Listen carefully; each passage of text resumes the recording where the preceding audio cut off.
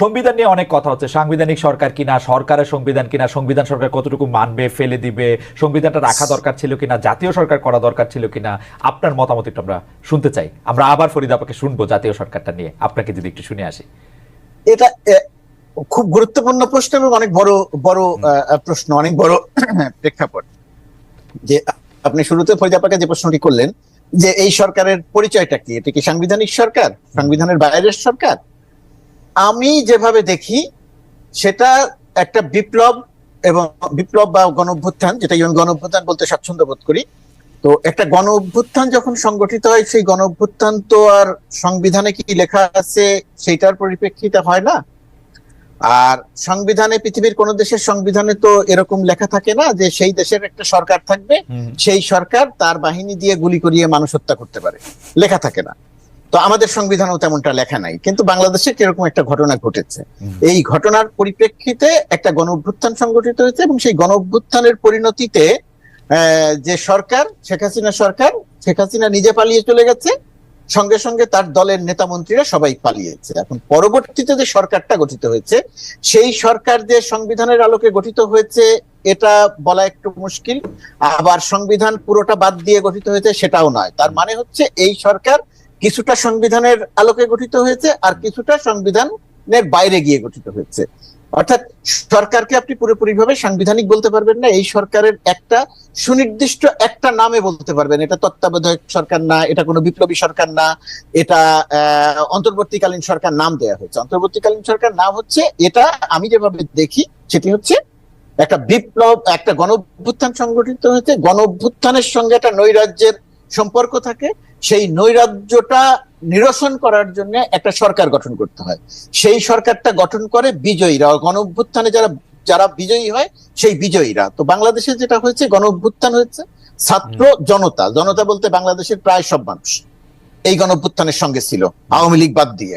আওয়ামী লীগেরও অনেকের সঙ্গে ছিল, অনেকে চুপ ছিল।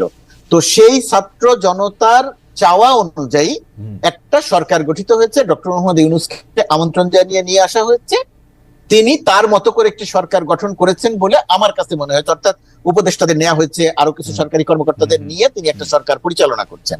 এখন এই সরকারটি পুরোপুরি সাংবিধানিকও নয়, সংবিধানের একেবারে পুরোপুরি সংবিধানের বাইরে তাও নয়, তবে এটা কোনো বিপ্লবী সরকার নয়, এটা আপনি বলতে পারেন।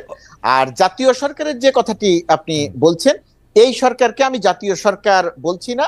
জাতীয় সরকার বলছি না তার কারণ হচ্ছে, এই আন্দোলনের সঙ্গে ছাত্র বৈষম্য বিরোধী ছাত্র আন্দোলন সামনে ছিল, তার সঙ্গে শ্রমিক থেকে রিকশাওয়ালা থেকে শুরু করে সবাই যোগ দিয়েছিল, রাজনৈতিক দলগুলো যোগ দিয়েছিল। রাজনৈতিক দল বলতে বিএনপি, জামাত, বাম, বিশ্ববিদ্যালয়ের শিক্ষক নেটওয়ার্ক সহ সর্বস্তরের মানুষের সঙ্গে যোগ দিয়েছিল। কিন্তু যখন সরকারটা গঠন করা হয়েছে, মূলত সরকারটা গঠন করার ক্ষেত্রে সামনে থেকে নেতৃত্ব দিয়েছে বৈষম্য বিরোধী ছাত্র আন্দোলন, সঙ্গে সামরিক বাহিনী সহ আরো অনেকে ছিল, কিন্তু তারা সামনে থেকে নেতৃত্ব দিয়েছে। এখন তারা সামনে থেকে নেতৃত্ব দিতে গিয়ে আমি যেটা মানুষের চাওয়া ছিল বা প্রত্যাশা ছিল অনেকের, মানুষের বলতে অনেকের, যেটা একটা জাতীয় সরকার রূপ দেয়া যায় কিনা। জাতীয় সরকারের রূপ দিতে হলে এখানে রাজনৈতিক দলগুলোকে সম্পৃক্ত করার চেষ্টা দরকার ছিল। তা আমি যতদূর জানি, মোটামুটি ভাবে দায়িত্ব নিয়েই বলতে পারি যে জাতীয় সরকার গঠনের একটা উদ্যোগও ছিল ভেতরে ভেতরে, কিন্তু রাজনৈতিক দলগুলোর মধ্যে বড় রাজনৈতিক দল বিএনপি চায়নি এই সরকারের অংশ হতে। বিএনপি চেয়েছে বিপ্লব পরবর্তী, অভ্যুত্থান পরবর্তী একটা সরকার গঠিত হবে, সেই সরকারকে তারা সর্বতোভাবে সহায়তা করবে, সেই সরকার একটা সুষ্ঠু গ্রহণযোগ্য নির্বাচনের ব্যবস্থা করবে। আর এই সরকার আন্দোলন করে যেহেতু সফল হয়েছে ছাত্র জনতা, বিজয়ী হয়েছে ছাত্র জনতা, সেই ছাত্র জনতা যখন কিছু সংস্কার করতে চাইছে, সেই সংস্কার করার জায়গাগুলোতে এখন রাজনৈতিক দলের সঙ্গে, বিশেষ করে বিএনপির মতো বড় রাজনৈতিক দলের সঙ্গে কিছুটা টানাপোড়েন তৈরি হচ্ছে। এটা যে একেবারে সাংঘর্ষিক অবস্থায় চলে গেছে সেটা বলা যাবে না। জাতীয় সরকার যদি হতো তাহলে এই টানাপোড়েনের জায়গাটা থাকতো না। এখন বিএনপি চায় অতি দ্রুত সময়। কোন বিএনপির কোন নেতা বলছেন যে মার্চ এপ্রিলে নির্বাচন সম্ভব, কোন নেতা বলছেন যে যৌক্তিক সময়ের মধ্যে নির্বাচন সম্ভব। আবার বিএনপির যদি দুইজন নেতার কথা আমি ধর্তব্যের মধ্যে নেই, তারেক রহমান এখন পর্যন্ত যে বক্তব্য দিয়েছেন সেটা আমার কাছে খুবই তাৎপর্যপূর্ণ, যে তিনি সরকারকে কোন রকম চাপের মধ্যে রাখতে চাচ্ছেন এরকম কোনো কথা তিনি বলেননি। মির্জা ফখরুল বলেছেন, বিশেষ করে ডক্টর মোহাম্মদ ইউনূসকে স্মরণও করিয়ে দিয়েছেন যে আপনার ভাবমূর্তি ক্ষুণ্ণ হয় এমন কোনো কিছু করবেন না, যৌক্তিক সময়ের মধ্যে নির্বাচন দেবেন, নির্বাচনের রোডম্যাপ ঘোষণা করেন। কমিশন গঠনের জন্য একটা সার্চ কমিটি গঠন করেছে, সেটা নিয়ে কিছু কথা আছে, বাট গঠন করেছে। সরকারও নির্বাচনের দিকে যেতে চাইছে। আমি মনে করছি যে সরকার একটা মিশ্র প্রকৃতির একটা সরকার, অন্তর্বর্তীকালীন যেটা নাম দেয়া হয়েছে এটাকে এক নামে অভিহিত করা একটু কঠিন। গণ অভ্যুত্থান পরবর্তী নৈরাজ্য নিরসনের জন্য যে সরকারটা দরকার ছিল, আমি মনে করি যে মোটামুটি ভাবে ঠিকই আছে, দু একটি ব্যতিক্রম ছাড়া। মুর্তজা ভাই, আমি যেটা আসলে আপনার মাঝখানে একটু ঢুকতে চাইতেছিলাম, যেটা পারতেছিলাম না, সেটা হচ্ছে হ্যাঁ যেটা মাঝখানে একটু ঢুকতে চাইতেছিলাম কিন্তু পারতেছিলাম না, কিন্তু সেইটা হচ্ছে যে মুর্তজা ভাই আপনি আমরা কি সংযোগ বিচ্ছিন্ন হয়ে গেছি? না, আমি কিন্তু শুনতে পাচ্ছি, আমি কিন্তু শুনতে পাচ্ছি। মুর্তজা ভাই কি শুনতে পাচ্ছেন আমাকে? খালেদের কথা শোনা যাচ্ছে না। আমার মনে হচ্ছে যে মুর্তজা ভাই আমাকে শুনতে পাচ্ছেন না। আমি এটা ফরিদাপও শুনতে পাচ্ছেন না আমাকে, মানে মুর্তজা ভাই শুনতে পাচ্ছেন না? হ্যাঁ, আমি এখন শুনছি, মাঝখানে শুনতে পাইনি। আচ্ছা মুর্তজা ভাই, আমি যেটা বলতে চাইছিলাম যে আপনি এত সুন্দর করে বললেন যে এই সরকারটার একটা পরিচয়, যে মানে যদি আমি এটাকে এক লাইনে বলি, যেটা হচ্ছে জাতীয় সরকার মাইনাস বিএনপি, বা জাতীয় সরকার মানে বিএনপিকে ছাড়া জাতীয় সরকার। এবং সেইটা আপনি যেমন একটু ইঙ্গিত দিলেন, সেই ব্যাপারটা আমিও আসলে কয়েকজনের কাছ থেকে শুনছি যে বিএনপিকে আসলে চাওয়া হয়েছিল জাতীয় সরকারে, বিএনপি জাতীয় সরকারে যায় নাই। কিন্তু এখন যে বিএনপি যায়ও নাই, আবার সরকারের সাথে একটা দূরত্ব তৈরি হইলো, এইটা কিরকম? আবার কয়েক রকম মন্তব্য পাওয়া যাচ্ছে যে চাপে রাখতে চাই না, আমরা বুঝি সরকারের এই জিনিস করতে হবে। এইটা আপনি আসলে কিভাবে দেখছেন? এবং এর ফলে মানে নানা ধরনের অস্থিরতা নানা জায়গা থেকে তৈরি হচ্ছে, কিন্তু এটা আপনাকে কিভাবে দেখছেন? আমরা ফরিদাপাকে শুনবো, কিন্তু ফরিদাপার সাথে ফরিদাপাকে এখন আমাকে শুনতে পাচ্ছেন? আমি একটু টেস্ট করে আসি। জি শুনতে পাচ্ছি, জি ফরিদাপা শুনতে পাচ্ছেন? তাহলে ভাই একটু বলেন যে এটা কিরকম, যে বিএনপি জাতীয় সরকারে গেলেও না, আবার সরকারের সাথে একটা দূরত্ব তৈরি হচ্ছে, এটা কিরকম? এটাকে আমি খুব অবাক হচ্ছি না, এবং খুব বড় করেও পুরো বিষয়টিকে দেখছি না প্রথমত।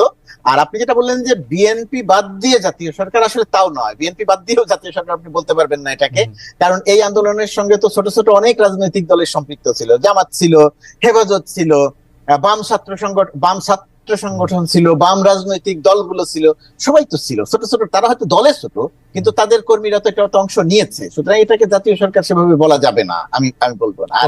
বিএনপির জায়গা থেকে যদি আমি দেখি যে বিএনপির এই বক্তব্য, বিএনপির ভেতরে কিছুটা অস্থিরতা আছে। অস্থিরতাটা সেটা তারা তাদের নেতাদের বক্তব্যের মধ্যে দিয়ে সেই অস্থিরতাটার প্রকাশ আমরা দেখছি। এখন সব নেতার বক্তব্যকে আমি ঠিক ধর্তব্যের মধ্যে ধরতে চাচ্ছি না। আমি বক্তব্য হিসেবে ধরছি তারেক রহমান এবং মির্জা ফখরুল ইসলামের বক্তব্য। সেই বক্তব্যের মধ্যে আমি যেটা বুঝতে পারছি, সেই বক্তব্যটি হচ্ছে এখন দেশের যে পরিস্থিতি, আওয়ামী লীগের মতো একটা বড় রাজনৈতিক দল যেহেতু প্রায় সবাই পালিয়ে চলে গেছে, এবং তার বিরুদ্ধে যেহেতু মাস কিলিং এর অভিযোগ, সুতরাং সেই দলটি সংগঠিত হবার আগেই যদি বাংলাদেশে একটা নির্বাচনের আয়োজন করা হয় এবং সেই নির্বাচনটি সুষ্ঠু, গ্রহণযোগ্য হবে, মানুষ ভোট দিবে, সেরকম একটা নির্বাচন হলে সবচেয়ে বেশি সম্ভাবনা যে বিএনপি বিপুলভাবে বিজয়ী হবে।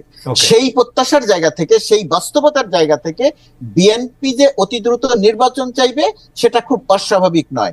আমি মনে করি যে সরকারের সঙ্গে বিএনপির আলোচনার জায়গাটা বন্ধ হয়ে যায়নি। সরকার যে সংস্কারগুলো করতে চাইছে, সেই সংস্কারগুলোর মোটামুটি একটা রূপরেখা, এবং তার পরবর্তীতে যদি নির্বাচনের একটা রোডম্যাপ কেন্দ্রিক একটা ধারণা বিএনপিকে দিতে পারে, তাহলেও বিএনপির যে এই অস্থিরতা, বিএনপির যে এই আলোচনা, তারপরে আবার তৃতীয় কোনো বা চতুর্থ কোনো জায়গা থেকে বলা হচ্ছে -2 বা মাইনাস বিএনপির চিন্তা করা হচ্ছে কিনা, এই সমস্ত তত্ত্ব রাজনীতি থেকে যদি চলে যায়, সরকারের মাথার উপর থেকে যদি এই সমস্ত প্রশ্ন চলে যায়, তাহলে আমার ধারণা যে রাজনীতিতে আমরা একটা এই অস্থিরতাটা দেখবো না, বিএনপির অনেকটা স্বস্তিদায়ক রাজনীতি আমরা দেখবো। আমার মনে হয় যে মুর্তজা ভাই, থ্যাংক ইউ সো মাচ। আমি একটু আবার ফরিদাপার কাছে আসি। ফরিদাপা, জাতীয় সরকার নিয়ে আপনার মনে কোনো আফসোস আছে কিনা? আপনি কি মনে করতেন কিনা যে জাতীয় সরকারটা হওয়া দরকার ছিল? মুর্তজা ভাই যেরকম বললেন, বিএনপি আসে নাই, ছোট বাম দলগুলিকে নেওয়া হয় নাই, বা আরো যারা অংশগ্রহণকারী ছিল, জামায়াতের কথাও বলেছেন মুর্তজা ভাই। এটা নিয়ে আপনার একটা ছোট মন্তব্য শুনে আমি আরেকটা প্রশ্নে যেতে চাই। ফরিদাপা। আচ্ছা, না আমার মনে হয় যে মুর্তজা খুব সুন্দর করে ব্যাখ্যা করে দিয়েছেন যে কেন এটা জাতীয় সরকার না, এবং জাতীয় সরকার আসলে হওয়ার কোনো সুযোগও ছিল না। আর আমি এমনি একটা আপনাকে যুক্ত করতে চাই একটা কথা, যে আন্দোলন যখন হয়েছিল, ছাত্র জনতার আন্দোলন, তখন এই জনতার মধ্যে, এমনকি ছাত্রদের মধ্যেও কিন্তু সব দলের, যেটা মুর্তজা একটু ইঙ্গিত দিয়েছেন, যে সব দলের অংশগ্রহণ ছিল, তাদের কর্মীরা ছিল, কেউ দলীয় পরিচয়ে থাকেনি, এবং তারা এত ভালোভাবে ছিল যে ওই সময় তারা এটার নিয়ে কোনো প্রশ্ন তোলেনি, নেতৃত্ব নিয়ে মারামারি করে। আপনারা বলেন নাই কেন? একটা যে আপনারা কি, আপনি কি বলেছিলেন যে ওদেরকেও নেওয়া দরকার, আমাকে ডাকতেছো তোমরা? না না, আমরা কেন বলবো, যখন যেভাবে এসছে, এবং এটা জাতীয় সরকার হওয়ার মতো কোনো ব্যাপার সেই সময় প্রশ্নটা ওঠেনি। আর জাতীয় সরকার হওয়া, হ্যাঁ, সেই সরকার হওয়ার মতো পরিস্থিতি, যেমন আমরা নিজেরাও তো প্রস্তুত ছিলাম না, আমরা তো আসলে নিজেরা যে হব তা তো আমরা প্রস্তুত ছিলাম না। কিন্তু সবচেয়ে বড় কথা হলো যে ছাত্র জনতা যেভাবে সেই সময় শেষ করে শেখ হাসিনা পালিয়ে গেছে, এবং মাঝখানে কিছুদিন তো সরকারও ছিল না, ডক্টর ইউনূস ফিরে এসছেন, তারপর আমরা ৩-৪ দিন পরে হয়েছে। তো এটার মধ্যে যেটা হয়েছে সেটা আমার মনে হয় যে জাতীয় সরকারের ব্যাপারে যোগাযোগটা ওভাবে করা সম্ভব ছিল না, এবং মুর্তজা যেভাবে বলেছেন আমার মনে হয় যে ওটা বেস্ট সুন্দরভাবে বলা হয়ে গেছে। ঠিক আছে, আমরা পরের প্রসঙ্গে যাই। আপনি মির্জা ফখরুল ইসলাম আলমগীরকে, মানে বিএনপির মহাসচিবকে উদ্বেগমুক্ত করতে বলেছেন, -2 ফর্মুলা নিয়ে কোনো চিন্তা করছে না অন্তর্বর্তী সরকার। অনেকে জানতে চাইছেন, আমরাও জানতে চাইছি, আপনাদের এজেন্ডা কি -1, মানে ছাত্রলীগকে নিষিদ্ধ করেছেন, এবার আওয়ামী লীগকে নিষিদ্ধ করবেন, এরকম কি একটা এজেন্ডা আপনাদের আছে কিনা? এটা কি আপনাদেরকে কেউ বলেছে? না, আমি জানতে চাইছি আমাদের, না না, কারণ এগুলো অহেতুক ভাবে মাইনাস, এই কথাগুলো, এগুলো বহু পুরনো একটা তত্ত্ব, এবং এগুলো রাজনীতির মধ্যে এই কথাগুলো আনার কোনো অর্থ নাই।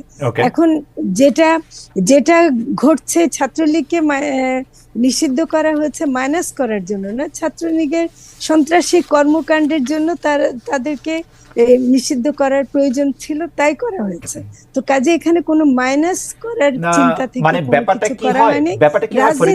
ব্যাপারটা কি হয় যে ছাত্রলীগের কর্মকাণ্ড তো আসলে আমরা অবশ্যই মাঠে থেকে সাংবাদিক হিসাবে, ভুক্তভোগী হিসাবে, নাগরিক হিসাবে আমরা দেখেছি, সেটার সন্ত্রাসী কর্মকাণ্ডের অবশ্যই ফৌজদারি অপরাধ তারা করেছে, সেটার একটা ফৌজদারি অপরাধের একটা বিচার হতে পারতো, আমাদের কম্পিটেন্ট কোর্ট আছে। সংগঠনকে নিষিদ্ধ করলে মনে হয় কি কোন একটা লিগেসিকে ধ্বংস করতে চাচ্ছে কেউ। আপনার কাছে এরকম মনে হয় কিনা যে একটা সংগঠন ধরে, মানে একটা সংগঠন তো এরকম হইতে পারে না যে সংগঠনের 100 জন লোকই খারাপ, এটা তো, বা 100 জন লোকই বাতিল হওয়ার যোগ্য না, সেটা না, কিন্তু ছাত্রলীগ নামটার মধ্যে এমন একটা জড়িয়ে গেছিল, সন্ত্রাস জড়িয়ে গেছিল, চাঁদাবাজি, তারপর মানুষের উপর নির্যাতন, এগুলো এত বেশি জড়িয়ে গেছিল, সেজন্য এই সময় এটা একটা প্রয়োজন ছিল, এবং সে কারণেই এটা ছাত্ররাও চেয়েছে, এবং সে কারণে হয়েছে। এছাড়া আর কোনো উদ্দেশ্য না, যে তাদের রাজনীতিকে নির্মূল করা না, এই মুহূর্তে তাদের এটা করা ছাড়া আর পথ ছিল না। আচ্ছা, অন্য আমাদের কাছে অন্তত এটা মনে আছে। ঠিক আছে, মানে হয় কি, বাংলাদেশের দর্শকরা আবার খুব মানে মানে মানে এই ছাত্রলীগের ব্যাপারে অনেক সময় অনেক বেশি সেন্সিটিভ থাকেন। যারা পক্ষে থাকেন তারা এক ধরনের সেন্সিটিভিটি দেখান, আরেক ধরনের যারা বিপক্ষে থাকেন তারা মনে করেন ছাত্রলীগকে কেন নিষিদ্ধ করা হলো, এই প্রশ্ন করা হলে বোধহয় কেউ একজন ছাত্রলীগ হয়ে গেল, সেইটারও একটা মানে বিপজ্জনক অবস্থা। আমি একটু মুর্তজা ভাইয়ের কাছে যেতে চাই। মুর্তজা ভাই, আপনি জানেন যে আজ মার্কিন যুক্তরাষ্ট্রে সরাসরি, আমি যেখানে আছি সেখানে সরাসরি ভোট গ্রহণ হচ্ছে। তো তো এইটার ব্যাপারে আপনার কাছে যে প্রশ্নটা করতে চাই, সেটার প্রশ্নটা আসলে ফরিদাপার কাছেও, সেটা হচ্ছে যে বাংলাদেশে হিন্দু নিপীড়ন নিয়ে সরকার বলছে যে এটা আসলে মানে হিন্দু নিপীড়ন নিয়ে সরকারের বক্তব্য আপনি জানেন, কিন্তু ডোনাল্ড ট্রাম্পের টুইট আপনি আসলে কিভাবে দেখেন? 5 আগস্টের পর সংখ্যাগরিষ্ঠতা ছাড়া অন্য সবাই, যে হিন্দু, বৌদ্ধ, খ্রিস্টান, সুফিবাদী, বাউলপন্থী, মাজারপন্থী, সবাই যে চাপের মধ্যে আছেন, এই বাস্তবতা আপনি আসলে কিভাবে দেখেন মুর্তজা ভাই? প্রথমত কথা, এটা ভালোভাবে দেখার কোনো সুযোগ নাই এই কারণে যে সংখ্যায় যারা কম, আমরা যাদেরকে সংখ্যালঘু বলি, তার মধ্যে বাংলাদেশে যখন কোনো একটা ক্ষমতার পরিবর্তন হয় বা যখন বিশেষ করে আওয়ামী লীগ কেন্দ্রিক বা আওয়ামী লীগ কখনো যখন তার অপরাধের জন্য একটু চাপে থাকে, তখন বাংলাদেশে সংখ্যালঘু বা আরো সরাসরি যদি বলা হয় তাহলে হিন্দুদের উপরে আমরা একটা আক্রমণ লক্ষ্য করি। 2001-এর নির্বাচনের পরেও আমরা লক্ষ্য করেছিলাম, কিন্তু এই জায়গাটায় যেটা হয়েছে 2001 এবং এই 2024, এই দুইটি সময় আমি একটি বিষয় লক্ষ্য করেছি যে আক্রমণ হয়েছে, কিন্তু যতটা আক্রমণ হয়েছে, যতটা তারা আক্রান্ত হয়েছে দেশের ভেতর থেকে এবং দেশের বাইরে থেকে, প্রচার বা প্রোপাগান্ডাটা তার চেয়ে কয়েক গুণ বেশি ছিল 2001-এর। আমি পরবর্তীতে পর্যবেক্ষণ করে এবং নিজে কাজ করতে গিয়ে লক্ষ্য করেছি, 1 নাম্বার। 2 নাম্বার, এবারের যে ঘটনা ঘটেছে অভ্যুত্থান পরবর্তী আওয়ামী লীগের নেতাকর্মীরা পালিয়েছে, অভ্যুত্থান আক্রান্ত হয়েছে, যেভাবে খ্রিস্টান বা অন্য সম্প্রদায়ের মানুষ আক্রান্ত হয়েছেন, ঠিক একইভাবে মুসলিম সম্প্রদায়েরও অনেকে আক্রান্ত হয়েছেন।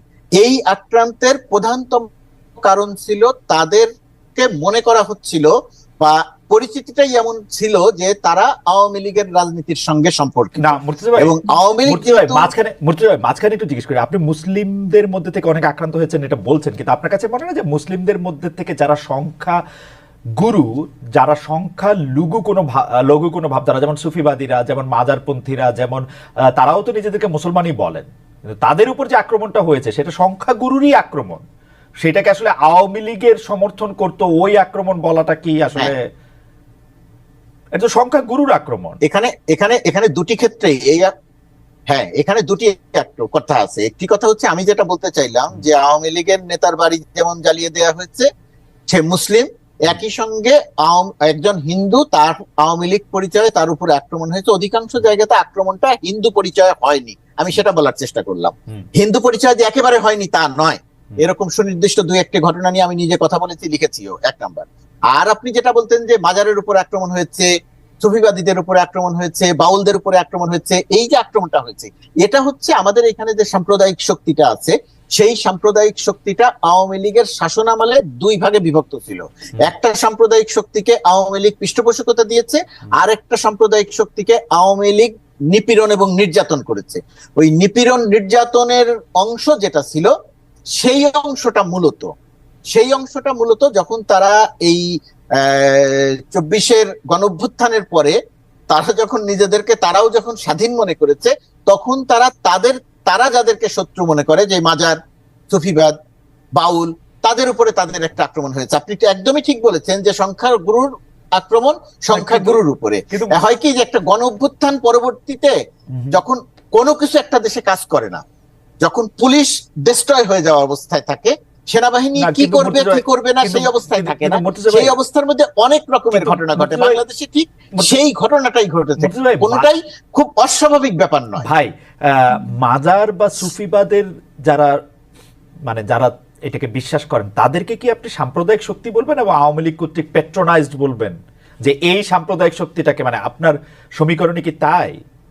না, আমি যারা আক্রান্ত হয়েছেন, মাজার, বাউল, সুফিবাদ, এদেরকে সাম্প্রদায়িক বলছি না। আমি বলছি রাজনীতিতে বা ধর্মীয় সংগঠনে যারা সক্রিয়, তাদের ভেতরে 2টা অংশ ছিল। একটি অংশকে আওয়ামী লীগ পৃষ্ঠপোষকতা দিয়েছে, সুযোগ সুবিধা দিয়েছে, আরেকটা অংশকে আওয়ামী লীগ দমন এবং নিপীড়ন করেছে।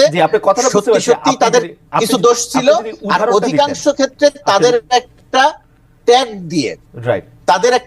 ট্যাগ দিয়ে আওয়ামী লীগ নিপীড়ন এবং নির্যাতন করেছে। আমি ওই অংশটার কথা বলেছি। ওই অংশটা যখন স্বাধীন হয়েছে, তখন তারা তাদের তারা যাদেরকে প্রতিপক্ষ মনে করে তাদের উপরে আক্রমণ করেছে। ওকে, আমি বুঝাতে পেরেছি নিশ্চয়ই এই জায়গাটা। আমি একটু ফরিদা আপার কাছেও যেতে চাই। জি মুর্তজা ভাই, আপনি বলেছেন যে ফরিদা আপা, আপনি কি মনে করেন যে আসলে বাংলাদেশে কি এখন একটা উই আর দে চলছে, একটা সংখ্যাগুরু সংখ্যালঘু, নাকি মানে এটা আসলে সংগঠন বা মতবাদ ভিত্তিক নয়, আওয়ামী লীগ আমলে যারা নিপীড়িত ছিল তাদের একটা? আচ্ছা, না, আমি একটু বলি, আমি সরকারের দিক থেকে একটু বলি। সেটা হলো যে যখন নাকি সরকার গঠিত হয়, প্রথম দিকেই যখন যাদের সাথে আমরা কথা বলছিলাম, তখন কিন্তু আমরা এই যে আসলে প্রথম কথা হলো যে আমি নিজে ব্যক্তিগতভাবে এবং সরকারের দিক থেকেও আমরা একটা কথা বারবার বলছি যে সংখ্যা দিয়ে আমরা কারো পরিচয় নির্ধারণ করতে চাই না। কে মানে কত পার্সেন্ট জনসংখ্যার, কত পার্সেন্ট হিন্দু, কত পার্সেন্ট মুসলিম, এটা দিয়ে আমরা করতে চাই না। আমরা মনে করি যে সবাই এদেশের নাগরিক এবং সবাই এদেশের সমান অধিকার আছে।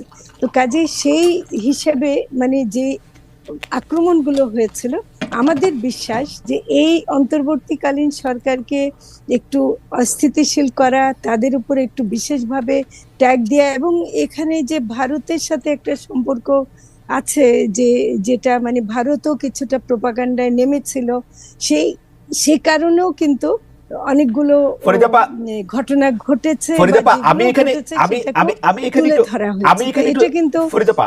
একটু জানতে চাই, সেটা কাজে আমি একটু জানতে চাই যে ভারতীয় মিডিয়া, আমি একটু যে আপনি ভারতের কথা যেহেতু বললেন, ভারতের কথা যেহেতু আপনি বললেন, ভারতীয় কতিপয় মিডিয়া আর ভারত কি এক কথা? ভারতীয় ওই কতিপয় মিডিয়া সারাক্ষণ প্রপাগান্ডা করে, আমি সেটা বলছি না, মোদির বিপক্ষে, অনেক সময় মোদির পক্ষে, অনেক সময় মমতা ব্যানার্জির বিপক্ষে, অনেক সময় মমতা ব্যানার্জির পক্ষে। ভারতীয় মিডিয়াটাই এরকম একটু ট্যাবলেট ধর্মী, যাদের কথা আমরা বলতেছি তারা। না না না, কিন্তু যেটা হয় যে আমাদের কাছে তো সেটা এইভাবেই আসে। আপনার কথা কিন্তু আমি শুনতে পাচ্ছি না, কাজে আমি আপনার উত্তরটা এইভাবে দিতে পারছি না। আমি মাঝখানে কিছু অংশ শুনতে পাইনি। এখন আমি খালি এটা বলবো যে ভারতের মিডিয়া আর ভারত এক না, ভারতের জনগণও এক না, কিন্তু ভারতের মিডিয়া যে জিনিসটা প্রোপাগান্ডা হিসেবে চালিয়ে যায়, সেটাকে এমন ভাবে প্রচার করে যেন ওটাই সত্যি। এবং আমাদেরকে মানে বাংলাদেশে যেহেতু হিন্দুদের ব্যাপারটা নিয়ে ভারত সবসময় একটু বেশি কনসার্ন প্রকাশ করে, সেজন্য এটা একটা বড় ঘটনা হয়ে যায়।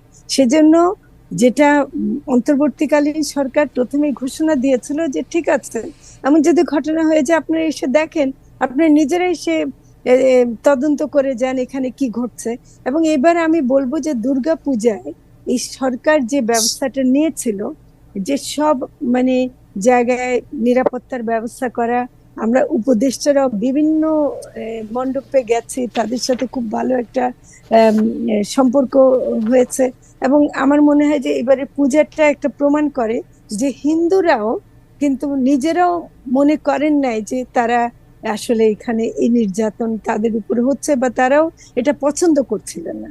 আমাদের বহু হিন্দু বন্ধুরা আছেন বা হিন্দু মহাজোটের ঠিক আছে, এটা আমিও বলেছে যে এটার সাথে আমরা একমত না, আমরা বাংলাদেশের নাগরিক, কাজে ওরা এটা বলতে চায়নি কখনো। আমার মনে হয় যে ফরিদা আপার বক্তব্যের সাথে আমি একমত যে বাংলাদেশে আসলে নির্যাতন হওয়ার ক্ষেত্রে হিন্দু মুসলমান এভাবে না হয়, আসলে যেটা হয় হচ্ছে যারা শক্তিশালী থাকে তারা দুর্বলের উপর অত্যাচার করে, এটা হচ্ছে যে আসল কথা। সেটা আওয়ামী লীগের সময় আওয়ামী লীগ সংখ্যালঘুদের উপর প্রচুর অত্যাচার করেছে, নির্যাতন করেছে, সেটিও আসলে যখন যে শক্তিশালী হয় তখন সেটি করে।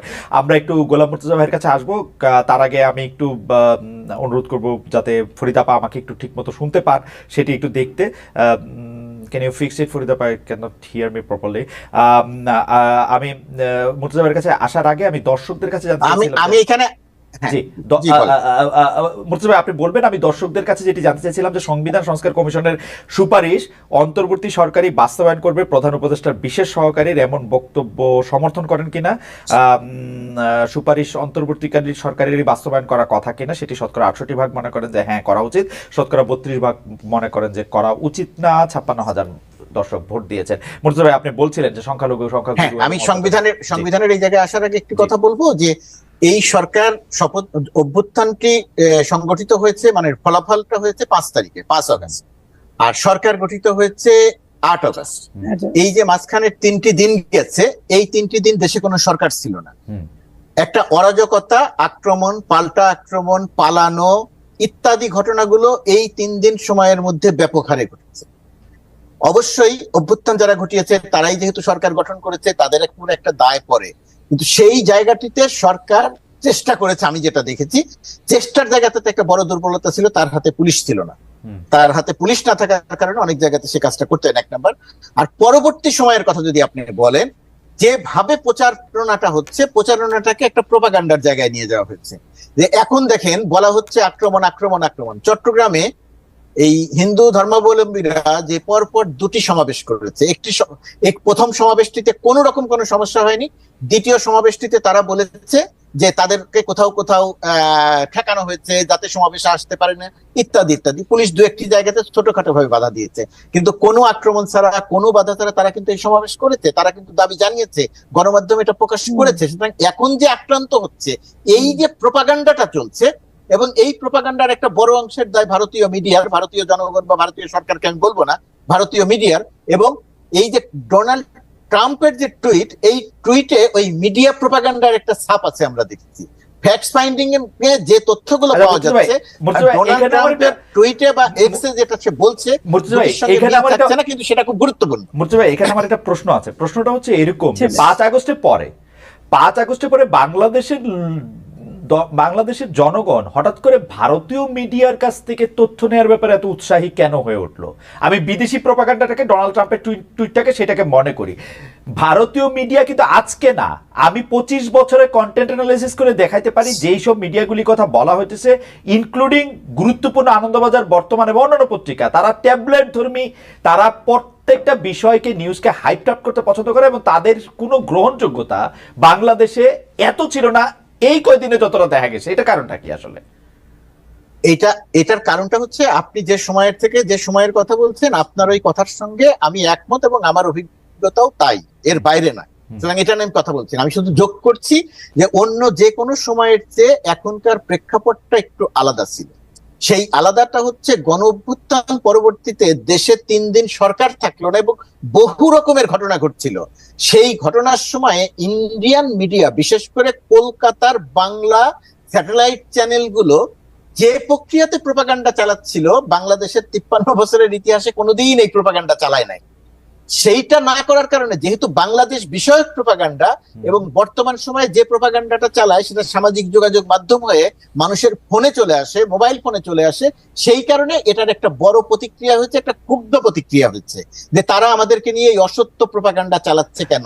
সুতরাং অন্য সময়ের চেয়ে এই সময়টা একটু আলাদা। না বলতে ভাই, সাংবাদিকতার ছাত্র হিসেবে আমার প্রথম কথাই হইলো যে প্রোপাগান্ডার আগে যখন অসত্যটা আমি বুঝা ফেলি, ভোক্তা হিসেবে এটা আমার কাছে কি গুরুত্ব বহন করে, মানে ফান নেওয়া ছাড়া।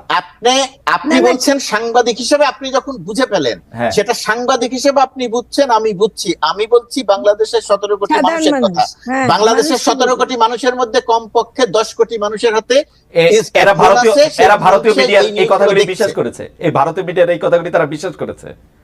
তারা বিশ্বাস করেছে, সবাই সেটা নয়, কিন্তু তাদেরকে ক্ষুব্ধ করেছে, তারা বিরক্ত হয়েছে, কেউ কেউ বিশ্বাস করেছে, কেউ কেউ সেটাকে কাজে লাগিয়ে সুবিধা নিতে চেয়েছে।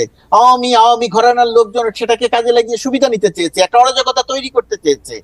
এই ঘটনাগুলো ঘটেছে এখানে। ওকে, ফরিদা পাও কিছু যোগ করতে চেয়েছেন।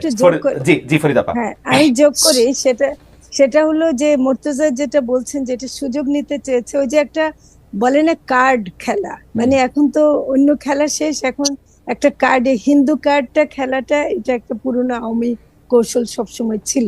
এবং এটা অনেকে যারা নাকি বাংলাদেশের বিরুদ্ধে ইয়ে করতে চায়, তখন ভারতও তখন এই হিন্দুদের উপর অত্যাচার বা হিন্দুদের উপর নিপীড়ন এগুলো চালায়। আর বাংলাদেশের জনগণ, সাধারণ মানুষ তো ধরেন বিরক্ত হওয়াটাও তো, এমনকি মানে বিশ্বাস করুক বা না করুক, বা বিশ্বাস করলেও চিন্তিত তো হচ্ছে, উৎকণ্ঠিত হচ্ছে। এবং এটা আমি যদি বিনয়ের সাথে বলি যে হিন্দু কার্ড যেরকম আসে, সেরকম ইন্ডিয়া কার্ডও আসে। সেই ইন্ডিয়া কার্ড খেলা হচ্ছে এই জুজুর ভয়। আর কতদিন আমরা দেখবো ইন্ডিয়া আমাদের এই করবে, ইন্ডিয়া আমাদের এই করতেছে, সেই করতেছে, লেটস ফিক্স ইট। ইন্ডিয়া তো করেই, ইন্ডিয়া ইন্ডিয়া না না, আমি জানতেছি সেটা প্রপাগান্ডা, আমি জানতেছি এটা অসত্য, তবু আমি এটা গুরুত্ব শুধু সাধারণ জনগণ আমি দিতেছি না, আমাদের ইনফ্লুয়েন্সাররা বারবার দেখাচ্ছে, দেখো ওরা কি বলে, ওরা মনে হয় এখন নিয়ে যাবে শেখ হাসিনাকে আইন আবার বসাই দিবে, এত সহজ। শেখ হাসিনার কাছে সব এগুলো এগুলো কেউ বিশ্বাস করে না, এগুলো কেউ বিশ্বাস করে এগুলোর- না।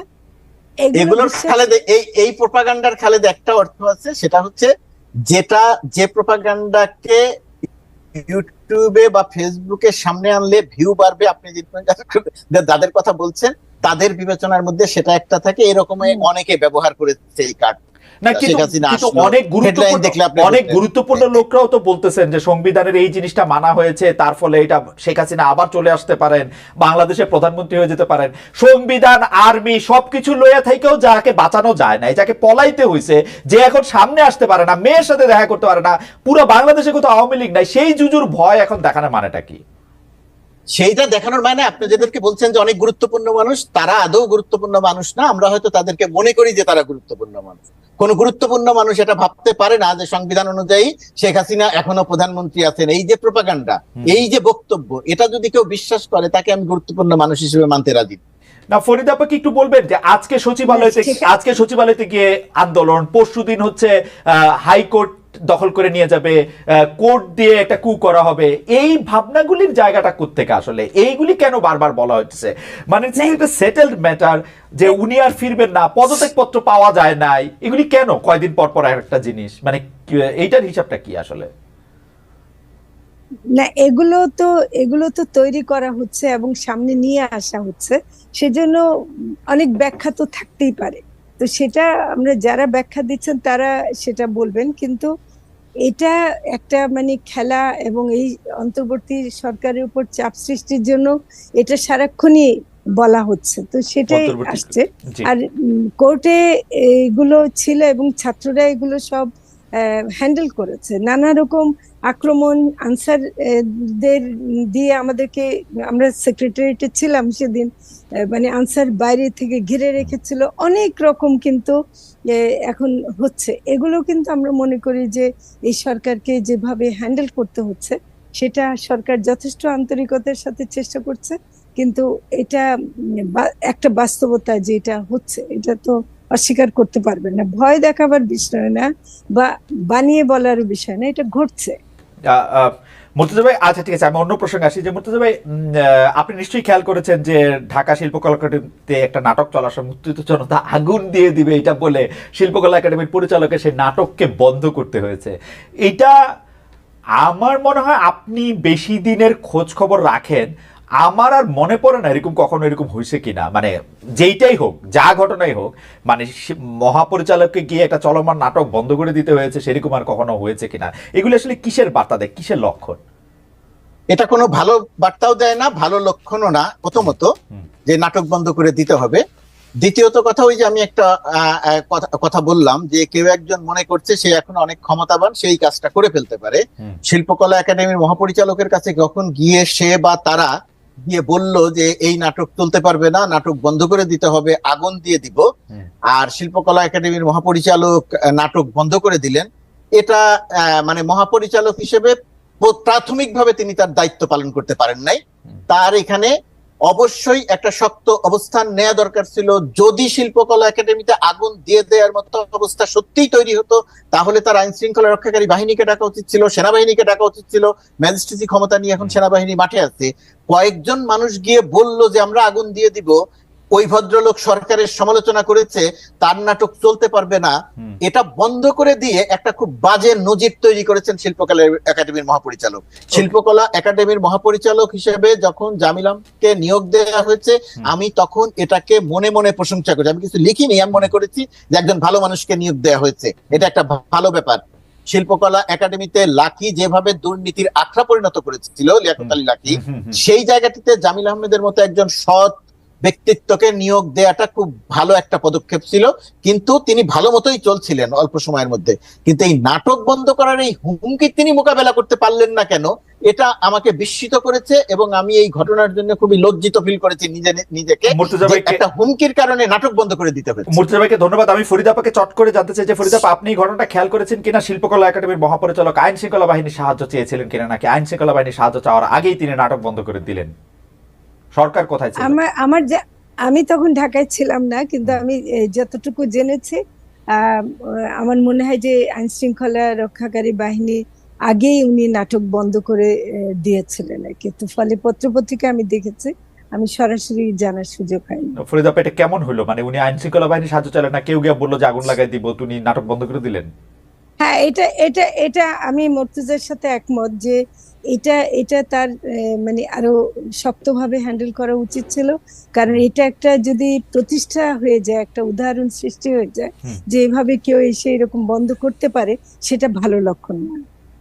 যেমন ধরেন বাংলাদেশে কিছু প্রতিষ্ঠানকে বলা হচ্ছে, গণমাধ্যম বা কিছু প্রতিষ্ঠানকে বলা হচ্ছে অমুকরা চলতে পারবে না, বন্ধ করে দেওয়া হবে। এই প্রশ্নটাতে আসতাম মুর্তজা ভাই, এই প্রশ্নটাতে আসতাম যে মানে শেখ হাসিনার সময় শেখ হাসিনা প্রকাশ্যে বললেন, মানে আমি আজকে এই কথাটা অনেকবারের মতো আবারও বলতে চাই, প্রকাশ্যে নির্লজ্জভাবে দাম্ভিকভাবে বললেন যে আমি ডেইলি স্টার প্রথম আলো পড়ি না। ডেইলি স্টার প্রথম আলোর সাথে আমার আলাদা কোনো মানে ভালোবাসা নাই, আমি ডেইলি স্টার প্রথম আলোতে মানে প্রথম আলো গ্রুপে কাজ করেছি সেই জন্য না, কিন্তু তিনি বলেছিলেন নির্লজ্জ অসভ্যভাবে সেই ডেইলি স্টার এবং প্রথম আলোর 5 আগস্টের পর মানে পুলিশের পহরা দিতে হইতেছে, এ পুরাই দিবে, এ বয়কট করবে, এগুলি কেমন মানে মানে বুঝছেন ভাই, এটা আপনি কিভাবে দেখেন? আমি ফরিদা আপাকে এই কথা জানতে চাই। দেখেন কিভাবে দেখি, এখানে একটু নিজের কথা বলা হয়। 5 আগস্ট যেদিন শেখ হাসিনা পালিয়ে চলে গেলেন, সেই দিন আমি ডেইলি স্টারের ভেতরে আমরা মিটিং করছিলাম। হঠাৎ করে জানলাম যে ডেইলি স্টারের নিচে ভাঙচুর হচ্ছে, একটা আতঙ্ক তৈরি হয়ে গেল। সেই সময় আমার কাছে মনে হলো যে আমি নিচে যাব এবং গিয়ে কথা বলবো যে কারা ভাঙচুর করছে। তারা ভাঙচুর করছে, ইট পাটকেল ছুঁড়ে মারছে। আমি যখন গেটের সামনে গিয়ে বললাম যে কেন আপনারা ভাঙচুর করছেন, আমরাই তো এত কিছু করলাম, তাহলে আপনারা ভাঙচুর করছেন কেন? সেখানে যখন তারা ছিলেন, তারা তখন তাদের মধ্যে থেকে একটা অংশ হয়তো আমাকে চিনলেন, চিনে তখন তারা অন্যদেরকে প্রতিরোধ করলেন। আমি গেটের সামনে 2-3 ঘন্টা দাঁড়িয়ে থাকলাম, অসংখ্য মানুষের সঙ্গে হাত মেলানো এবং ছবি তোলা। আমি আমার নিজের ঘটনাটা কোথাও বলি নাই, এখন এই প্রথম এখানে বললাম। এটা বললাম এই কারণে যে মানুষ যখন সুযোগ নিতে চায়, একটা মব যখন সুযোগ নিতে চায়, তখন এই কাজগুলো করে। তো মানুষ যখন রাস্তায় আছে, মানুষ যখন স্বাধীন, মানুষ যখন উত্তেজিত, তার কিছু একটা করতে হবে, সেই সময়ে একটা দুষ্ট চক্র থাকে, সেই দুষ্ট চক্র এটাকে কাজে লাগিয়ে এই যে জ্বালাও পোড়াও বা ভাঙচুরের মতো ঘটনা ঘটাতে চায়। আর আমি প্রসঙ্গটি এখানে আনতে চেয়েছিলাম এই কারণে যে প্রতিদিন হুমকি দেওয়া হচ্ছে, দখল করা হবে, ভাঙচুর করা হবে। তাহলে কি এই সমস্ত প্রতিষ্ঠানের লোকজন সবকিছু বন্ধ করে দিয়ে চলে যাবে? বন্ধ করে দিয়ে চলে যাবেন, এটাকে মোকাবেলা করতে হবে। জামিল আহমেদ এরকম বন্ধ করে দিয়ে মোকাবেলা করেছেন, এটা বন্ধ করে দিয়ে মোকাবেলা করার জিনিস না, এটা সামনে থেকে বিষয়টি দেখে মোকাবেলা করার ব্যাপার। ফরিদাপা কি বলেন যে প্রথম আলো, তারপরে ডেইলি স্টারের নাম রে দিল্লি স্টার বলা, এবং তাদেরকে বন্ধ করে দিতে হবে, ইট পাটকেল মারতে হবে, তারা খারাপ, তারা ভালো না, এবং এইটা আপনি আসলে কিভাবে দেখেন? এবং তাকে মানে আমি জানি না মানে কি সব আহ্বান জানানো হচ্ছে, আমি বুঝতেও পারি না। আমি একটা মনে বলি যে জাস্ট আমি সংক্ষেপেই বলবো এই ব্যাপারে। আমার মনে হয় না যে সরকার এটা কোনোভাবেই সমর্থন করে যে এভাবে কোনো, কারণ আমরা তো এতদিন মত প্রকাশের স্বাধীনতার জন্য আন্দোলন করেছি, এতদিন তো সংবাদপত্রের স্বাধীনতার জন্য আন্দোলন করেছি। কাজে এই সরকারের কাছ থেকে এরকম কোনো কিছু মানে হবে না, যেটা তারা কোনোদিনও এই ধরনের সমর্থন করে না, এবং নিশ্চয়ই এটা যারা করছে তাদের বিরুদ্ধে অবশ্যই ব্যবস্থা নেওয়া। এখানে খালেদ, যেহেতু আপনি প্রসঙ্গটি তুললেন, আমি জাস্ট দুইটা কথা বলি। যে আমি নিজে যেহেতু ডেইলি স্টারে কাজ করি, সেই ক্ষেত্রে ডেইলি স্টারের কথাই বলছি, অন্য কারোর কথা বলছি না। যে ডেইলি স্টারের বিরুদ্ধে দিল্লি স্টার বলা, আরো অনেক রকমের কথা বলা, ফ্যাসিবাদের সমর্থক, ফ্যাসিবাদের পৃষ্ঠপোষকতা দেয়া, এই ঢাকা বিশ্ববিদ্যালয়ের সাম্প্রতিক সময়ে একটা আলোচনা অনুষ্ঠানে আমি গিয়েছিলাম, সেখানে যারা দর্শক ছিলেন তারাও এই প্রশ্নগুলো করেছিলেন।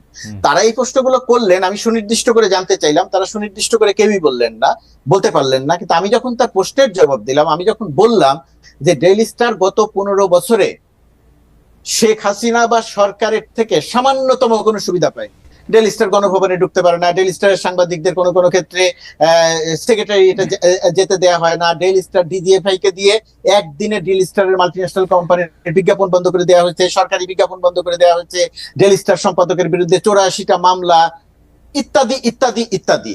তো এই সমস্ত ঘটনার কি কোনটাই প্রমাণ করে যে ডেইলি স্টার ফ্যাসিবাদী শেখ হাসিনা সরকারের সমর্থক ছিল না?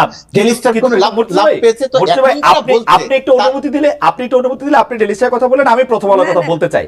আমি একটু বলি ফরিদাপা, প্রথম আলো কি বলুন। করে দেখেন, প্রথম আলোর না, না, মতের আমি- সাথে আমি না, শুধু- ফরিদাপা আমি শুধু একটু বলি, প্রথম আলোর মতের সাথে যাদের মিলে শুধুমাত্র তাদের কথা বা তাদের জায়গাটাই তারা দেয়।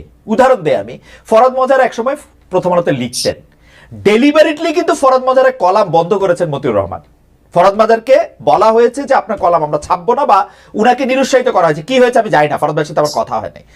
এইরকম করে যারাই আসলে মতি ভাইয়ের মতামতের সাথে বা জনাব মতিউর রহমানের মতামতের সাথে খাপ মিলাতে পারেন না, তারা আর প্রথম আলোতে জায়গা করে নিতে পারেন না।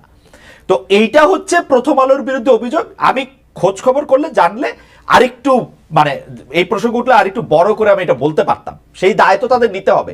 কিন্তু আমার প্রসঙ্গ হচ্ছে ফরিদাপার কাছে আমি যেতে চাই যে ফরিদাপা, আপনারা থাকতে সাংবাদিকদের এই ফেসিবাদের দোসর উমুক তুমুক এটা তাদের পজিশন, হাউস পলিসি, যে তারা আপনাকে নিবেন না, আমাকে নিবেন না, মুর্তজা ভাইকে নিবেন না, এটা তাদের পজিশন, এটা তো হইতেই পারে, এটা সংবাদ মাধ্যম এটা করতেই পারে। না না, আমি একটা জিনিস মুর্তজাকে জানাতে চাই যে ফ্যাসিবাদের দোসর যে ছিলেন না তার বড় প্রমাণ হলো শেখ হাসিনার যে বিদেশ সফরের পরে যে সংবাদ সম্মেলন হতো, ওখানে আমরা প্রথম আলো বা ডেইলি স্টারের সাংবাদিকদেরকে দেখিনি প্রশ্ন করার ক্ষেত্রে। না না আপা, এর চেয়ে বেশি কিন্তু অন্তত 10টা সংবাদ সম্মেলনে শেখ হাসিনা টেবিলের মধ্যে বসে এরকম করে হ্যাঁ, দেখিয়েছেন, গর্ব করে যে এই পত্রিকা আমি পড়ি না, এই পত্রিকার আমার দরকার পড়ি হয় না, না, হ্যাঁ। প্রথম আলো ডেইলি স্টার সেটাই। নাম বলে না, আমি জীবনেও শুনি নাই। মানে এরকম কেউ এবং প্রধানমন্ত্রীর পুত্র ঘোষণা দিয়ে বলেছেন ডেইলি স্টার এবং প্রথম আলো বয়কট করতে হবে। প্রধানমন্ত্রীর পুত্র সজীব ওয়াজিদের জয়। Exactly. আপনি যেখান থেকে কথা বলেছেন তার পাশ থেকেই তিনি এই কথাগুলো বলেছেন। পুত্রের কথা বাদ, না, মানে আমি প্রধানমন্ত্রী সংবাদ সম্মেলনে সরাসরি প্রচারিত সংবাদ সম্মেলন অন্তত কয়েকবার দেখেছি। জি ফরিদাপা। না, আমি আপনি যেহেতু প্রথম আলোর কথা বললেন, আমি একটু যুক্ত করতে চাই যে প্রথম আলো তো আমিও কিন্তু নিয়মিত লিখতাম, হ্যাঁ। তো কিন্তু সেখানেও আমার লেখাও বন্ধ হয়ে গেল এক সময়, এই কারণে যে আমি কিছু এমন বিষয় নিয়ে লিখতে শুরু করলাম যেটা প্রথম আলো একমত না। তো এগুলো হয়, এগুলো আমাদের অভিজ্ঞতা। জি আমি জি ফরিদাপা আমি যুক্ত করি, প্রথম আলো কিন্তু গাফার চৌধুরীর কলামও বন্ধ করে দিয়েছিল। প্রথম আলো কিন্তু জনাব গাফার চৌধুরীর কলামও বন্ধ করে দিয়েছিল। আমি প্রথম আলোর বিরুদ্ধে দাঁড়াবো না, আমি ডেইলি স্টারের বিরুদ্ধে দাঁড়াবো না, আমরা এটা কখনোই করব না এবং এটা আমরা করতে পারি না। ওকে, ধরেন একটা পত্রিকা খালেদ যেটা বলছেন, একটা পত্রিকা তার মতের সঙ্গে, তার এডিটোরিয়াল পলিসির সঙ্গে বা সম্পাদকের মতের সঙ্গে কারো যদি অমিল থাকে এবং তিনি যদি সিদ্ধান্ত নেন যে তার কথা আমি বলবো না, তার কথা আমি, তার লেখা আমি ছাপবো না, সেটা নিয়ে আমরা আলোচনা করতে পারি, তীব্র সমালোচনা করতে পারি। রাইট। কিন্তু মিসাইল মেরে জ্বালিয়ে দাও, পুড়িয়ে দাও, দখল করো, সেই কথা তো কোনো সুস্থ চিন্তার মানুষ বলতে পারে না। এবং মুর্তজা ভাই খুবই ইন্টারেস্টিং, কেন? কারণ এই দুটি পত্রিকা হচ্ছে ইন্ডিয়ার সমর্থক। মাই গড, মানে ইন্ডিয়ার সমর্থক, মানে ইন্ডিয়ার টাকায় চলে, ইত্যাদি ইত্যাদি। কোনোটার কিন্তু বেস নাই, আপনি কোনোটার বেস খুঁজে পাবেন না। সবকিছুর মধ্যে একটাই আছে, সেটা হচ্ছে যে সে মনে করে যে এই দুটি পত্রিকায়, দুটির কথা বলি না আমি, যেহেতু প্রথম আলোর কথা বলছি, আমি ডেইলি স্টারের কথা বলছি, তারা মনে করে যে সে যা বলবে ডেইলি স্টার সেইভাবে চলতে হবে। সে সম্পাদককে ডিকটেট করবে না, সে সম্পাদককে ডিকটেট করবে যে ডেইলি স্টার এইভাবে চলতে হবে, সম্পাদক সেই অনুযায়ী। আমি একটু প্রথম আলো ডেইলি স্টার, আরো অনেক পত্রিকা থাকতে পারে, শুধু প্রথম আলো ডেইলি স্টার না, আরো অনেক পত্রিকা থাকতে পারে। আমরা প্রথম আলো ডেইলি স্টার আরো অনেক পত্রিকা থাকতে পারে বলে আমি এটাকে হালকা করতে চাই না। আমি বলতেই চাই যে প্রথম আলো ডেইলি স্টারের অপরাধটা কি সেটা আসলে আমাদের বুঝতে হবে। প্রথম আলো ডেইলি স্টারের অবস্থান নিয়ে প্রশ্ন তুলতে পারে, আমি মুর্তজা ভাইয়ের সাথে 100% একমত। আমি এটা নিয়ে কন্টেন্ট অ্যানালিসিস করে দেখাতে পারি যে প্রথম আলোর অবস্থান হচ্ছে এরকম, কিন্তু প্রথম আলো এবং ডেইলি স্টারের সাংবাদিকদের একটুও ভয়ে থাকতে হবে বা কারো সাংবাদিকের ভয় থাকতে হবে, এটা আমি একদমই সমর্থন করি না, এটা একদমই অন্যায়। এটা আমরা কেউ সমর্থন করি না। আমি একটু পত্রিকা থেকে, আমি সরকারের পক্ষ থেকেও বলতে চাই যে এটা কোনোভাবে সরকারও সমর্থন করে।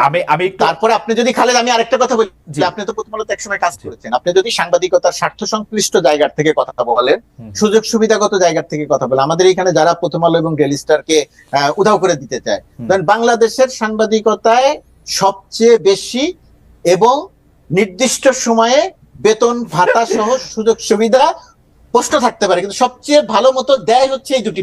না তো সাংবাদিকদের সংগঠন তো উচিত এটা পৃষ্ঠপোষকতা দেয়া। প্রথম আলো এবং ডেইলি স্টার নিয়ে আমরা আরেকদিন আরো নানাভাবে আসলে কথা বলতে পারবো, যে আসলে নিশ্চয়ই, মানে নিশ্চয়ই, সাংবাদিকতা, শ্রমিক এবং নিশ্চয়ই, নানা বিষয় নিয়ে। নিশ্চয়ই। আমরা একটু আবার ফরিদা আপার কাছে আসতে চাই। ফরিদা আপা, এই বিষয়টা মুর্তজা ভাইয়ের কাছে আমরা জানতে চাইবো, আপনি যদি একটু বলেন জুলাই আগস্ট আন্দোলনের মাস্টার মাইন্ড যাকে অনেকে বলে থাকেন, সেই লেখক বুদ্ধিজীবী ফরহাদ মাজার সর্বশেষ এক বক্তব্য বলেছেন, অনেকে বলেন বাংলাদেশে ইসলাম কায়েম করতে হলে ফরহাদ মাজারকে নাকি কতল করতে হবে। এই যে কতল বা হত্যার হুমকি, এটাও কি আপনারা মত প্রকাশের স্বাধীনতা হিসেবে নিচ্ছেন? এই হুমকি তো ফৌজদারি অপরাধ হিসেবে গণ্য হওয়ার কথা। যারা কতল করতে চাইছেন, মাজার ভাঙছেন, তাদের প্রতি আসলে আপনারা উদার কেন? ফরিদা আপা। না, আমি প্রথম কথা হলো যে আপনার এই কথার সাথে আমি সম্পূর্ণ দ্বিমত পোষণ করছি যে এই জুলাই আগস্ট আন্দোলনের কেউ মাস্টার মাইন্ড ছিল, সেটা ফরহাদ মাজার হোক বা অন্য কেউ হোক, কেউই মাস্টার মাইন্ড ছিল না। এটা এত বেশি স্বতঃস্ফূর্ত এবং একটা গড়ে ওঠা, মানে এটাকে হোম গ্রোন যেটা বলি, যে আপনি ধরেন আজকে কুষ্টিয়াতে যে ছাত্রগুলো ঐক্যবদ্ধ হয়ে আন্দোলনে নেমেছিল, একটা জাগরণ এসেছিল, ওটাতে করছে। এটা মাস্টার মাইন্ড বলা একেবারেই আমি মনে করি উচিত না। তবে হ্যাঁ, ফরহাদ মাজার অনেক লিখেছেন, সেগুলো একটা প্রভাব থাকতে পারে। অনেক ছাত্ররা এসছেন, সেটা একটা হতে পারে, কিন্তু ছাত্রদের নিজস্ব চিন্তা ছিল। আমি মনে করি যে আমরা কাউকে মাস্টার মাইন্ড বললে, আমি কথাটা যেহেতু মাস্টার মাইন্ড শব্দটা ব্যবহার করলেন, এটা আমি ইভেন ছাত্রদের মধ্যেও যাদেরকে মাস্টার মাইন্ড বলা হয়, আমি সবার ক্ষেত্রে এটাকে নাকচ করতে চাই যে এটা আসলে এইভাবে বললে পুরো আন্দোলনটাকে আমরা আন্ডারমাইন করি। জনাব মজহারকে কতল করা প্রসঙ্গে, এটা যদি এটা ফৌজদারি অপরাধ, কতল করার প্রসঙ্গে উনি নিজে একটা কথা বলেছেন, এই উত্তরটা দিয়েছেন, আমি তাকে কোট করে বলছি, যদি তাকে কতল করলে ইসলাম আসলেই প্রতিষ্ঠা হয়, তাহলে কতল হতে উনি রাজি আছেন। কাজে এটার সাথে যে ইসলামের কোনো সম্পর্ক নেই। এবং এই ধরনের কথা, এগুলো আসলে খুবই মারাত্মক একটা গোষ্ঠী এগুলো ব্যবহার করছে। এগুলো আমরা সহ্য করছি বলবো না, কিন্তু আমার মনে হয় যে এগুলো সামাজিক ভাবেও এগুলোর উত্তর আসবে। এগুলো ফরিদা আপাকে ধন্যবাদ। মুর্তজা ভাই, আপনি এক লাইন বলবেন কিনা? আমি আরেকটু বাড়িয়ে বলি উনারকে কোট করে, যে আমাকে ভয় দেখাবেন না, ইনশাল্লাহ আল্লাহ নামে কতল হয়ে যাব, কিন্তু ফেসিজমকে ইসলাম বলে প্রচার করবেন না। আপনারা কোথা থেকে আসেন সেটা আমরা জানি, আপনাদের কারা পাঠায় সেটাও আমরা জানি। আপনি একটু ইলাবোরেট করবেন কিনা? দেখেন, এই জায়গাটা ফরিদা আপা যেটা বলছেন বা ফরহাদ ভাই যেটা বলেছেন যে আমি কতল হয়ে যাব, রাজি আছি ইত্যাদি, এগুলো কিন্তু এত হালকা কথা না। যারা বলেন এইগুলো, তারা কিন্তু সত্যি সত্যি কতলও করতে পারেন। ইতিপূর্বে তারা ছোটখাটো ভাবে কিছু নজির রেখেছেন, এই বাংলাদেশে আমরা দেখেছি, সেই আলোচনায় বিস্তারিত যাই না। কিন্তু কেউ যখন কাউকে কতল করতে চান, কেউ যখন কাউকে হত্যা করতে চান, এটাই যে আপনি বললেন না, এটা তো ফৌজদারি অপরাধ। তো সেই অপরাধটা একটা রাষ্ট্র যখন থাকে, সেই রাষ্ট্রটি, হ্যাঁ ঠিক আছে, গণঅভ্যুত্থান পরবর্তী সরকার, অনেক কিছু ঠিক নাই, তার হাতে আইন শৃঙ্খলা রক্ষাকারী বাহিনী নেই, অনেক কিছু ঠিক আছে, আবার অনেক কিছু আছে, সেনাবাহিনী আছে, ম্যাজিস্ট্রেসি পাওয়ার নিয়ে আছে। কিন্তু যারা এই ধরনের অপকর্ম করছে, সরকার তো মনে করছে যে তার বিরুদ্ধে একটা ষড়যন্ত্র করার চেষ্টা করছে বা সরকারকে অস্থিতিশীল করার চেষ্টা করছে। তো এই সরকার তো বাংলাদেশের প্রায় সব মানুষের সরকার, আমারও সরকার, আপনারও সরকার। তো আমার সরকারকে তো আমি কি বলবো, যে অস্থির করবে কেউ, কতল করতে চেয়ে কেউ অস্থির করবে, এটা তো আমি করতে দিতে চাইবো না। তাহলে সরকারের কাজ কি? আমি তো গিয়ে ওই কতলকারীকে ধরতে পারবো না, কতলকারীকে তো ধরতে হবে সরকারকে। এখন সরকার এই জায়গাটা যেটা করছে, সরকার এক ধরনের কি বলবো, যে অনেক নরম আচরণ করছে। সেই নরম আচরণের একটা কারণ আছে, একটা কারণ হচ্ছে যে যেহেতু শেখ হাসিনা সরকার এমন শক্ত আচরণ করত, মানুষের উপরে এমন নিপীড়ন নির্যাতন করত, এই সরকার প্রথম অবস্থায় এসে কোন রকম কোন নিপীড়নমূলক ঘটনা ঘটে যায় এরকম কোনো দিকে সে যেতে চায়নি, সে এতটাই সহনশীল থেকেছে।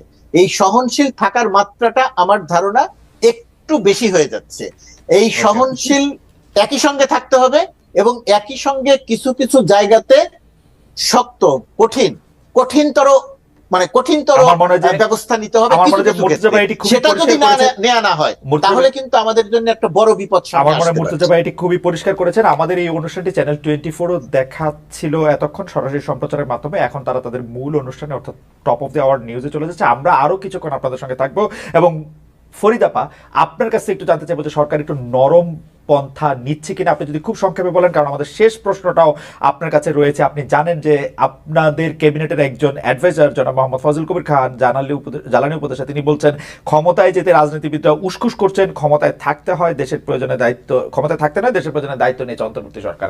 আমি 1 মিনিটে আপনার কাছ থেকে জানতে চাইবো যে আসলে সরকার খুব একটু নরম পন্থা অবলম্বন করছে কিনা, আর 2 হচ্ছে রাজনীতিবিদরা ক্ষমতায় যাওয়ার জন্য উস্কুস করছেন এই বক্তব্যের সাথে আপনারা সরকার, ক্যাবিনেট, প্রধান উপদেষ্টা সব একমত কিনা, আপনি যদি 1 মিনিট একটু বলেন। না, প্রথম কথা হলো সরকার নরম পন্থা ঠিক না, মানে নরম শব্দটা আমি ব্যবহার করতে চাই না মুর্তজার মতো। আমার মনে হয় যে সরকার কিছুটা সহনশীল বা একটু এমন ভাবে চেষ্টা করছে যে ওই মাত্রাটা যেন বেশি না হয়। তাছাড়া পুলিশ এখনো নামেনি সেভাবে, মানে সরকার যাদেরকে দিয়ে কাজ করাবে তাদের প্রত্যেকে কিন্তু এখন মাঠে নাই, এবং আর্মি আছে, সেক্ষেত্রে আর্মি মানে আছে। যদি শক্ত ব্যবস্থা করতে হয় তাহলে কিন্তু যেভাবে করতে হবে। আর সেটা আমরা অনেকটা চাচ্ছি না যে আগের সরকারের মতো আমরা সবকিছুতে একেবারে তেড়ে মেরে উঠবো, সেটা আমরা চাচ্ছি না, এবং আমরা কিছুটা ওকে আপা, আমাদের আর সময় নাই, এটা আমাদের আর দেখতে সময় চাই। নাই। রাজনীতিবিদদের নিয়ে যদি একটু বলেন, উস্কুস করছেন রাজনীতিবিদরা ক্ষমতায় যেতে, ক্ষমতায়, এটি আপনাদের সম্মিলিত বক্তব্য কিনা, নাকি একজন জ্বালানি উপদেষ্টার একক বক্তব্য? না, এটা যিনি বলেছেন আমি মনে করি তার বক্তব্য, এবং এটা তো আমরা এমনি দেখছি, যেটা সবাই দেখছে যে রাজনৈতিক দলগুলো একটা চাপ সৃষ্টি করছে বা তারা একটু চাচ্ছে যে দ্রুত নির্বাচন দেয়া হোক, এগুলোর কারণে হয়তো উনি বলেছেন। কিন্তু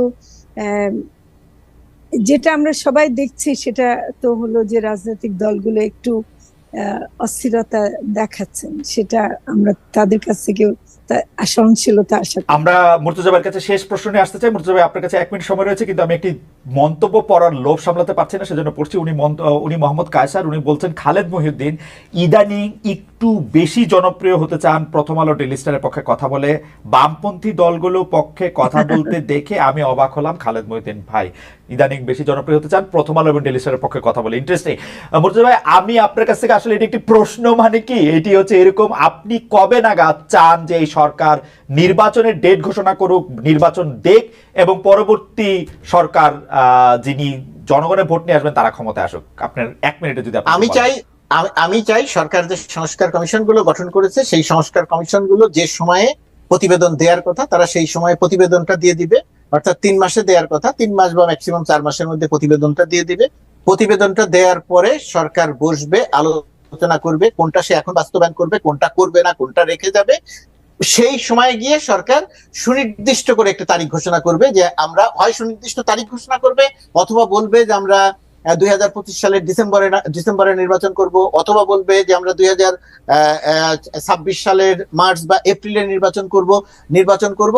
এই অনুযায়ী একটা ঘোষণা সরকারকে দিতে হবে, যাতে রাজনীতিবিদরাও যে উসখুস করার কথা বলে না, দ্রুত নির্বাচন দেন, যেটার কথাই বলেন না কেন, ওই কেন্দ্রিক কোন রকম কোন অস্থির অবস্থার মধ্যে আমাদের যেতে না হয়। ওকে, মুর্তজা ভাই আপনাকে অনেক ধন্যবাদ ফরিদা আপা আপনাকেও। আপনারা জানেন দর্শক যে আজ মার্কিন যুক্তরাষ্ট্রের নিয়মিত ভোট গ্রহণ শুরু হয়েছে। ঠিকানা আপনাদের সঙ্গে থাকবে, 1 ঘন্টা পর থেকে 2 ঘন্টার একটি নিয়মিত বিশ্লেষণ আপনারা পাবেন। আগামীকালও আমরা থাকবো আপনাদের সঙ্গে, সেটি নিশ্চয়ই আপনারা সবাই অংশগ্রহণ করবেন, থাকবেন, মতামত পাঠাবেন, সেই জন্য আপনাদের সবাইকে অসংখ্য ধন্যবাদ। এবং বৃহস্পতিবার আমরা আবার ঠিকানা খালেদ মহিউদ্দিন নিয়ে আসছে, সে পর্যন্ত আপনাদের সবাইকে ধন্যবাদ, শুভেচ্ছা।